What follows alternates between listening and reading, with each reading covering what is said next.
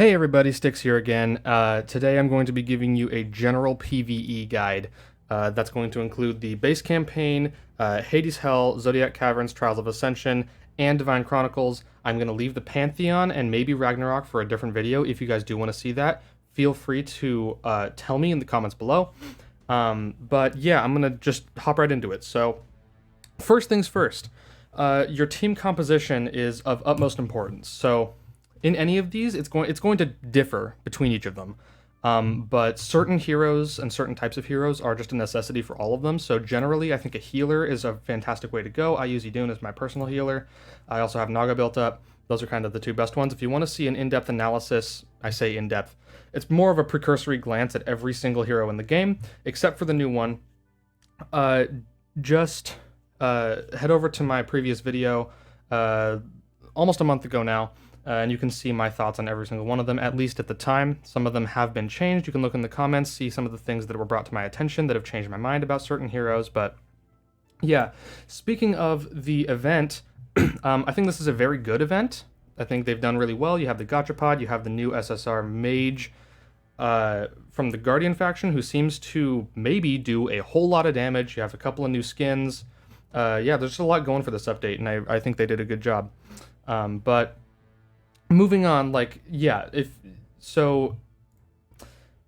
team composition, I think I went over that in my hero build guide video. Hero choice, of course, is in that first video that I mentioned from before. Hero build guide, I believe, does go over team composition and things like that, so if you wanted to check that out, that's also on my channel. It was uploaded immediately after that first video if you do want to see that. But I'll give you a basic idea. So generally, for any given content, you want to have at least one healer, at least one tank. I used to run one healer, one tank, and then 3 DPS. By the end of the game, that did not work out well for me.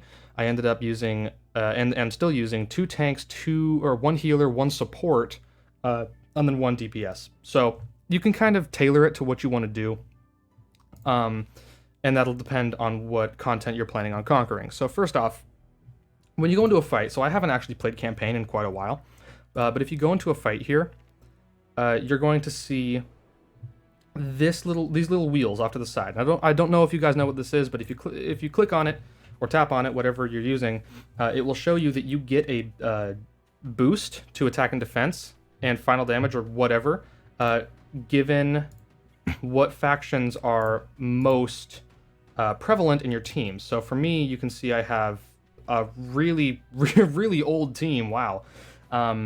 But I have 3 Luminarchs, which means that there are 3 little ticks here, and that means that I get a 8% attack and defense boost, and that can make a big deal when you're doing certain content. And then same with the kind of the faction wheel. So Luminarch beats Shadow Arc beats Verdian, I believe.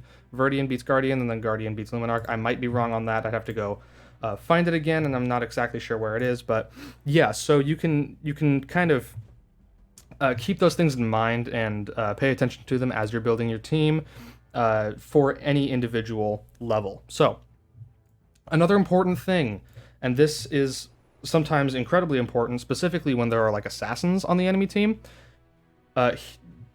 team formation.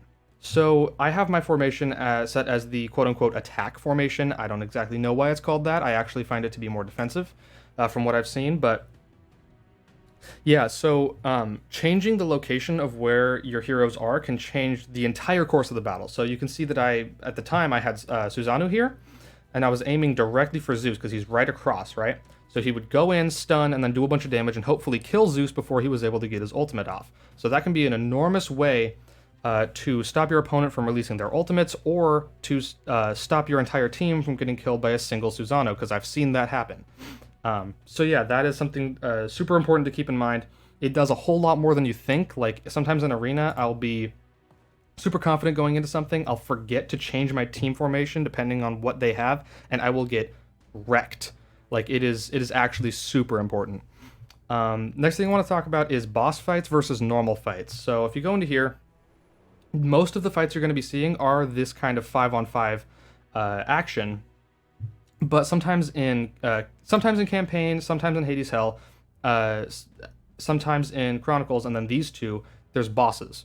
Now, for boss fights, you want to do something very different from normal fights, because generally, in the majority of scenarios, a single target damage dealer will do so much better than an AoE damage dealer for boss fights. Reason being, AoE damage dealers generally have a much lower percentage of damage that they do because they do it blanket to everybody on the enemy team, right? So if I go, for example, into Lucifer's kit here, and look here, 70, or I guess 80% damage to all enemies a few different times, knocking them back, right? So that does 80% times, I think, 5, and then knocks them all back. But if I go into like Susanoo here and look at his ultimate, it does 105 damage 7 times to a single target. So that's going to do over 700% damage to a single target, as opposed to, what would that be, like 300 to a single target? But that applies to all of them. So if you want to do more damage to a single target, definitely go for someone like Susanoo or Oberon. TNM is also good. I guess Lilith, if you build your team right. Archimedes is also another good option. And Artemis was another good one there. So, yeah, that's kind of the difference between boss fights and normal fights. But with all that out of the way, I'm going to talk a little bit more about Hades Hell here. So, in Hades Hell, it's much like campaign, except it's a little different, because not only do you have more stages you have to get through to complete a chapter, but you will have these random traps and effects that apply during the battle. So, if you're struggling on a stage, make sure to read this effect and account for it. So immobilize 3 ally heroes randomly for every 10 seconds for 3 seconds. That would not be good on a mobility team. That would absolutely just shred your team, right? So you might want to use more stationary heroes that can do damage from a distance, as opposed to ones that dart around the map, because if they are immobilized, they can't really do that, and they die pretty quick. So yeah, for any given stage, if you are struggling, be sure to look at what's happening here. It will do you wonders. Now, Zodiac Taverns here, and you want to do all of your pillages every single day if you can. They're just super useful. Even if you're not going to use them immediately, just do it every day. Trust me, it helps. But I know all of these say they have a recommended type of character, but high attack speed, tank, burst attack, high mobility, the only two that actually matter are the Anka here and Chimera. So these two are the only interesting ones. The rest of these kind of just are whatever. Once the Genbu here gets down to, I think, 8 bars left, it takes so much damage, and you can just easily go from there. But until then, it has stupendously high defense, and that's really the only quirk about this. These two, really nothing special about them. But with Anka, it will, when it dies, it'll turn into an egg with 3 bars left. And if you don't do enough damage to the egg in time, it will respawn Anka, and then you'll have to do that whole 10-bar fight all over again. So you do generally want to have heroes that will do damage quickly and to a single target. So again, like Susanoo, Loki, heroes like that. And then Chimera is actually the worst one. If you're still building up your fight for Chimera up to 14 here, which is where you want to be, because it gives you access to all of the different stages to pillage. There's a really neat exploit that people have found. So if you use Dionysus, you can stop Chimera's ultimate almost in its tracks. It will reduce Chimera's attack speed by 90%, and that ultimate that would always kill your entire team no longer does anything. It'll do some damage, but you'll just be able to heal before it's able to actually kill your whole team. So that is an enormous deal. Be sure to at least build up Dionysus a little bit, just enough so that you know that he's going to be able to actually compete in a fight like this. So that's super important for the Caverns, but other than that, it's not that big of a deal for that game mode. Now, in the Trials of Ascension, there are 3 different stages here. You should probably know them very well. You probably do the pillages every day. You should if you don't. Absolutely super important. Gives you so many resources every day, and right now there's a 2x event, so do that. But if you go into any one of these, they will have a damage decrease for your heroes depending on what type they are. So if you go into the Dorado Vault here, it says physical damage heroes recommended. That's because any hero that does not do physical damage, so if they do magical damage, their damage will be reduced by a significant amount. I've done a little bit of testing on my own, and I've found that this is indeed true. So Loki does physical damage, Freya does physical damage, all of these do physical damage, right? That means, and I don't know why Zeus is up here, but that means that they will do more damage to him, give you a higher score, get you more gold every single day.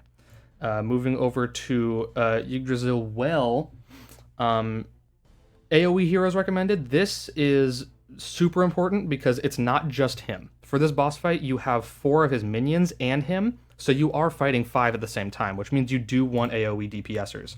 So Izanami's very good. Nobunaga is just busted in general. Zeus is good, Lilith is good, Lucy's good, you know, and Medusa's also good. So you want to be doing status effects and damage to every enemy all at once, as opposed to just one for this particular fight.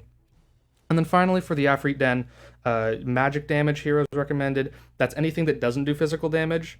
And if you want, and you probably want to go single target for that as well if you can. So TNM, Lilith, Izanami, I guess. There really aren't all that many options, but Dionysus is up here as well. I think that's more for survivability's sake than anything, and I might actually have to test that myself. But yeah, the more damage you do, the more stuff you get. So definitely aim for magical damage heroes for this fight. They will get you a higher score and get you more Stardust, which is something that everybody needs all the time. And then finally, that's not it. Finally, Divine Chronicles. So this is a very interesting system here, a very interesting mode. So if you don't know how it works, there are the 4 factions, and then there is Legacy.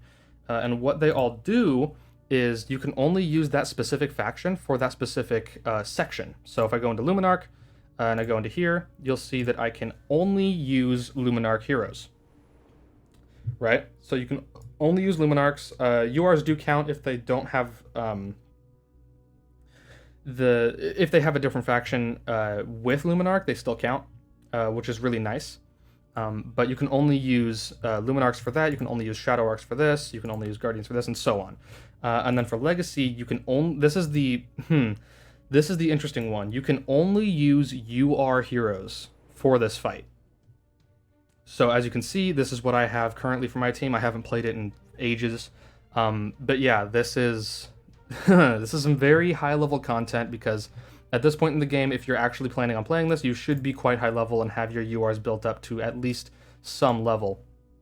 But this begs the question, should that change anything in how you build your roster? And I think absolutely it should. I built up Hela to Infinite 3 recently, specifically because I needed a Shadow Arc healer. Because there is only one in the game, and she's honestly pretty good. So even though there are other heroes that might be more objectively powerful, she was the most valuable to me. And those are very different things. So for Guardians, I don't think there really are any healers outside of Cass. Yeah, Cassandra's really the only one.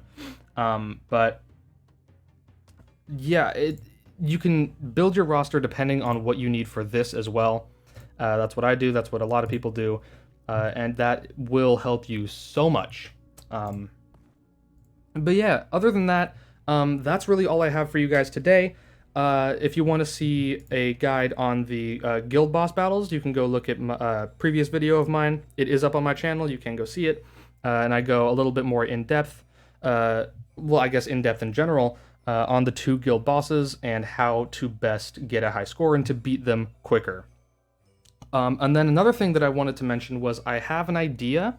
I kind of want to go through the individual heroes that I know are good and give kind of an overview of their kit, what I think is good on them, and a little bit more in-depth as opposed to that enormous 45-minute long video of the first one that I did.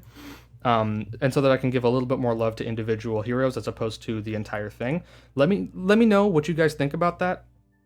If you think that is a good idea, feel free to leave a comment. Let me know. If you want to see anything else in particular, again, let me know in the comment section. I read and respond to every single one of them. And feel free to like, subscribe, do whatever you'd like if you want to see more. But yeah, that's what I got for you today.